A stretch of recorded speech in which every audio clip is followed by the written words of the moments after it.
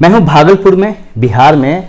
और भागलपुर में हमारे साथ जो शख्स आपको दिख रहे हैं, डॉक्टर सुनील कुमार जी, जो पेशे से MBBS डॉक्टर हैं, MD हैं, रिटायर्ड प्रोफेसर हैं, प्रिंसिपल रहे हैं जवाहरलाल नेहरू चिकित्सा महाविद्यालय भागलपुर के, और फिलहाल एक डॉक्टर हैं और अपना एक हॉस्पिटल चलाते हैं।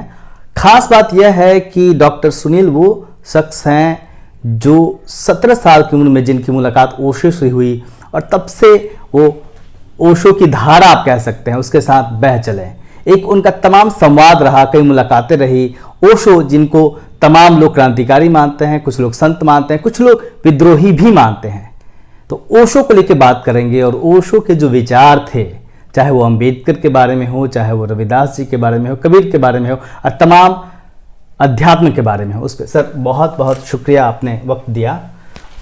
17 साल की उम्र में आप बता रहे थे कि आपकी मुलाकात ओशो से हुई, और मैं लगातार देख रहा हूँ आपकी लाइब्रेरी को, और आप हर जगह ओशो की छाप दिख रही है, बुद्ध की छाप दिख रही है।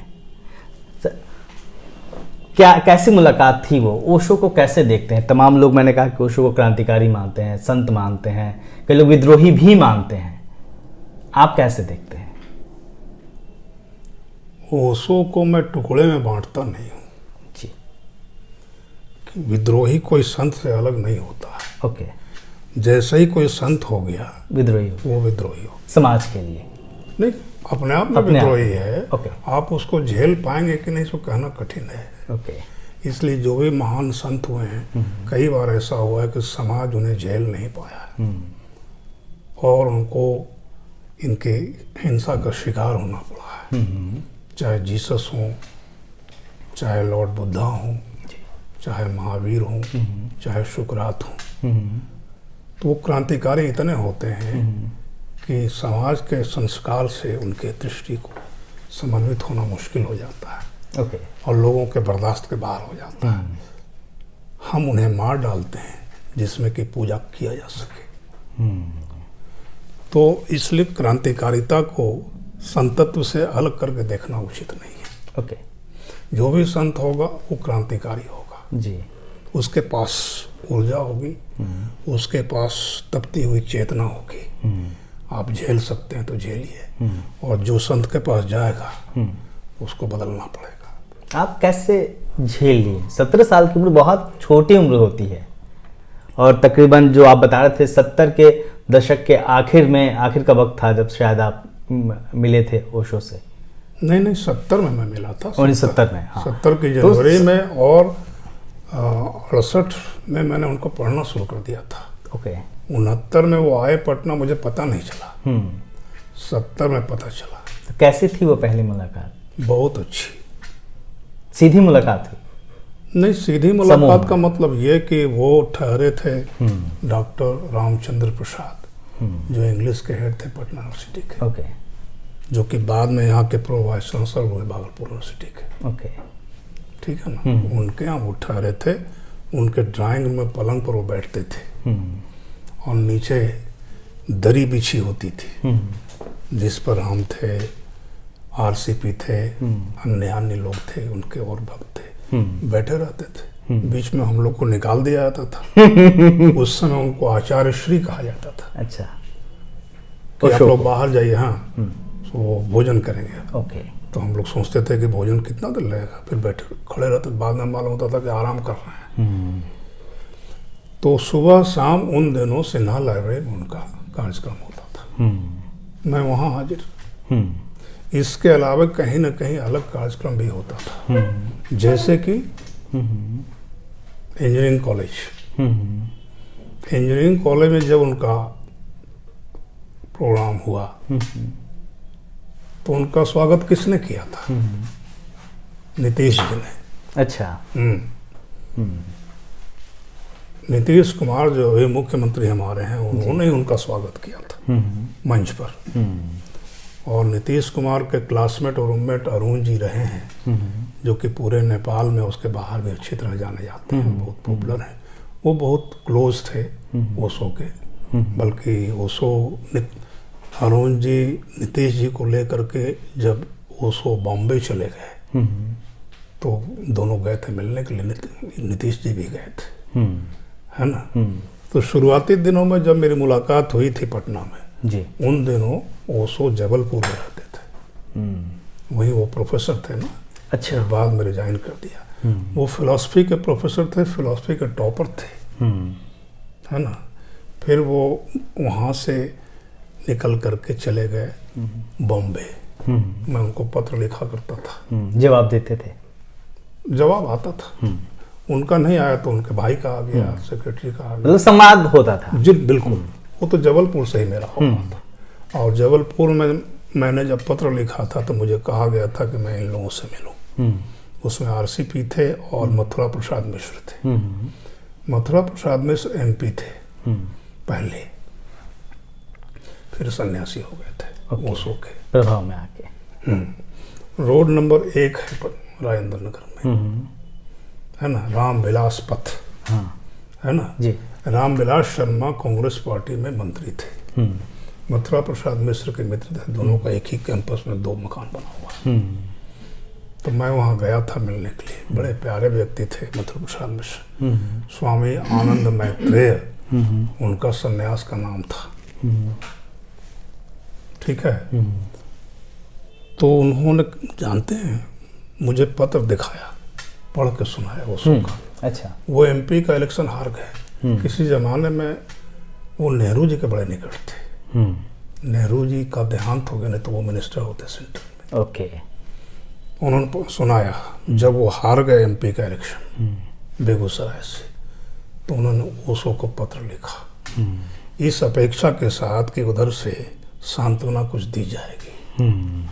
पत्र उन्होंने निकाला, पढ़ के मुझे सुनाया। प्रिय आत्मन, हार का बोध हुआ है, यह शुभ है। ये ओशो के शब्द थे उनके लिए। यही उन्होंने लिखा। ओके, सिर्फ इतना ही? मतलब क्या हुआ इसका? मतलब आप क्यों जीतना चाहते हैं हमेशा? एक फिलॉसफी जो एक, नहीं, सच्चाई है, फिलॉसफी नहीं है। ये हर सच्चाई है। बिल्कुल, हर बार आप ही जीतेंगे कैसे संभव है? आप जीत भी सकते हैं, हार भी सकते हैं। तो आप ये समझ सके कि हारे तो ये अच्छा है कि ये भी संभावना है आपके जीवन में, इसको आप समझ सके। आप जिक्र कर रहे थे कि जब ओशो प्रोफेसर थे तब फिर जॉब छोड़ के वो चले गए मुंबई। मतलब आपने उनको बढ़ते हुए, स्थापित होते हुए देखा? हाँ, देखिए, मैं बताता हूँ जी। जब मैं आरसीपी के यहाँ बैठा हुआ था तो वो बोल रहे थे जी कि सुना है कि दिनकर जी कह रहे हैं कि ओशो ने लिखा है या कहा है, रामधारी प्रसाद दिनकर, हाँ, कि नदी से बिना भींगे गुजर जाना है। तो मेरी समझ में नहीं आता है कि कैसे कोई बिना भींगे गुजर जाए। ठीक है। हाँ। तो दिनकर जी आए तो बात हो। अब मैं मन ही मन सोच रहा था कि लोग भला बताओ दिनकर जी इनसे क्यों मिलने आए। उस समय ओशो का महत्व था नहीं, ठीक है ना। बहुत यंग होंगे उस समय। हाँ, 40 से कम के थे और दिनकर का नाम था पूरे देश में। तो मुझे आश्चर्य हुआ कि दिनकर को इनसे क्यों मिलने के लिए आना चाहिए। लेकिन वो आश्चर्य बहुत दिन तक रहा नहीं। मथुरा प्रसाद मिश्र के यहाँ जब मैं बैठता था तो दिनकर जी उनके मित्र थे। तो कई बार 2-3 बार दिनकर जी से मेरी भेंट उनके यहाँ हो गई, ठीक है। और सारी बातें खुल गई। दिनकर ने कहा कि यदि मैं उम्र में उनसे बड़ा नहीं होता तो मैं उनका शिष्य हो गया होता। अच्छा, इतना प्रभाव? इतना प्रभाव बिना मिले? नहीं, मिले होंगे। अच्छा, मिले होंगे। और कहा कि ओशो के कारण हिंदी साहित्य की अभिव्यक्ति की क्षमता 50 गुनी बढ़ गई है। क्यों कहा? इतने बड़े कवि ने? इतने बड़े कवि ने कहा कि उनकी जो अभिव्यक्ति है, हिंदी की जो मूल औसत अभिव्यक्ति है, उससे 50 गुना आगे है, ये कहा। और मालूम है क्या हुआ फिर? 1973 में मैं 72 में गया था माउंट आबू कैंप, ओशो संचालित खुद कर रहे थे। 73 में कीर्तन मंडली आई थी, जनवरी के आसपास जी। मैं उसका कन्वेनर था। और कीर्तन मंडली रोज निकलती थी, उसके कार्यक्रम कोऑपरेटिव हॉल में होते थे बुद्धा मार्ग में जी। उसमें दिनकर जी को निमंत्रण दिया था। तो हिंदी साहित्य सम्मेलन भ्रमण से लेकर के अथवा मार्केट तक दिनकर जी हम लोग के साथ थे, कीर्तन मंडली के साथ। Oh great.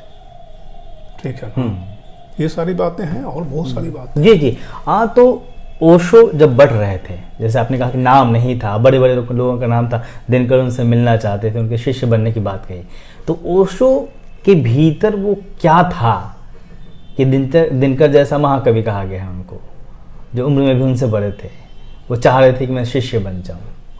आकर्षण था, ज्ञान था, कोई और आभा थी, क्या था? ज्ञान नहीं था, आकर्षण तो बाई प्रोडक्ट होता है किसी चीज का। चैतन्यता थी, जानकारी नहीं थी, दृष्टि थी। वो दृष्टा थे, वो देख सकते थे।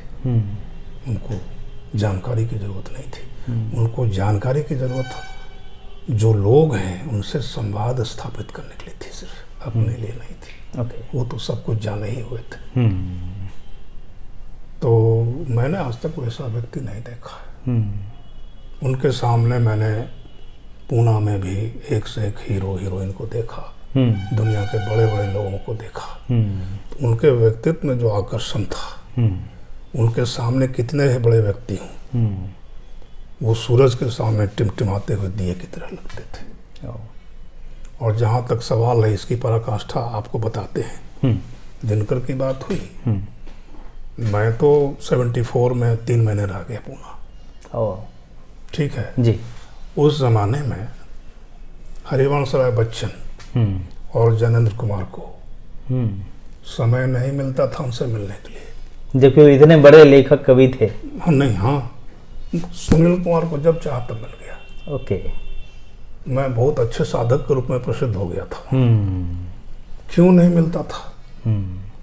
ये जानने के लिए आते थे, फल फूल लेकर के, मिलने के लिए, और जना के चले जाते थे। जानने के लिए आते थे, जना करके चले जाते थे। ज्ञान प्राप्त करने आते थे और ज्ञान उड़ेल के चले जाते थे। तो उसको का मानना था कि मुझे ज्ञान नहीं, तुम्हारे ज्ञान की आवश्यकता नहीं, मुझे पता है। क्यों? घमंड था? घमंड नहीं था, वास्तविकता थी। मैं डॉक्टर हूँ जी, इसमें घमंड की कोई बात आपको पता है कि मेरे भीतर वो है, मैं किसी मरीज को ठीक कर सकता हूँ। नहीं, मैं हूँ। हाँ, ये बिना ऊपर नीचे इन्फिनिटी सुपीरियरिटी की, ये फैक्ट है। मैं हूँ तो हूँ डॉक्टर, मैं प्लेन, उसको कोई गलत साबित नहीं कर सकता। ये अच्छा और बुरा नहीं है। आसमान आसमानी है, घास हरा है, ये ना अच्छा है ना बुरा है। धर्म का वास्तविक अर्थ क्या होता है? आज अर्थ जो बदल गया हो, धर्म का अर्थ आज हो गया है संप्रदाय। धर्म का पुराने जमाने में जो वास्तविक अर्थ था वो क्या था? स्वभाव। अग्नि का स्वभाव है जलाना, ये उसका धर्म है। जी, ठीक है ना जी। तो आप सत्यान्वेषी हैं और सत्य के साथ एकाकार हो गए हैं, ये फैक्ट है। ये अच्छा और बुरा नहीं है। लेकिन हमारी मजबूरी है क्या कि हम हर चीज को खंडित करके देखते हैं, ओके, ब्लैक एंड व्हाइट में। तो ये हमारा प्रॉब्लम है, उनका तो प्रॉब्लम नहीं था। उनका कहना यह था कि मैं जानता हूँ, मुझे तुम्हारे ज्ञान की आवश्यकता नहीं, तुमको चाहिए तो आके बात करो, पूछो उनसे। तुम आते हो बताने लगते हो। तो बच्चन जी को टाइम नहीं मिलता था, जैनेंद्र कुमार को टाइम नहीं मिलता था। लेकिन सुनील कुमार जैसे अकिंचन को समय जब चाहा तो मिल गया।